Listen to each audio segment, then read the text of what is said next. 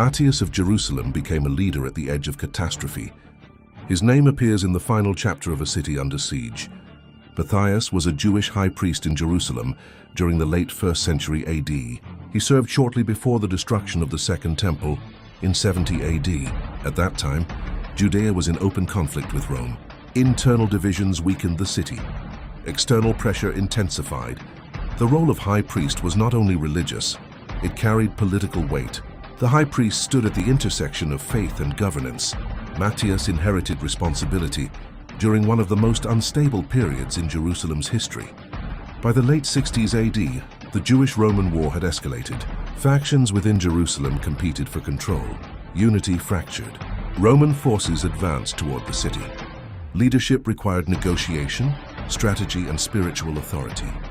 Sources describing this period are limited and often written from particular perspectives, but Matthias's position places him within the core of decision-making during crisis. His tenure coincided with the final phase of temple-centered Judaism. When Jerusalem fell in 70 AD, the temple was destroyed. This event transformed Jewish religious life permanently. The high priesthood, once central, lost its traditional foundation. A new era began.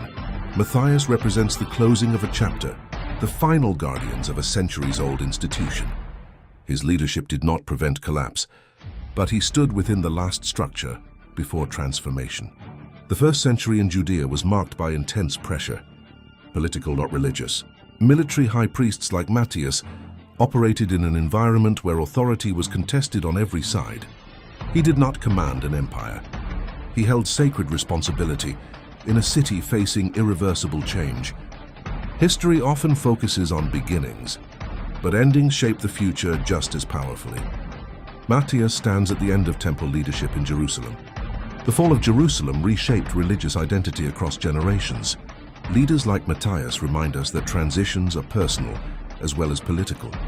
If you want to continue exploring the figures who shaped the 1st century during its most dramatic turning points, subscribe to this channel and join our Telegram channel for deeper historical context and upcoming documentary releases. We are tracing history from rise to transformation,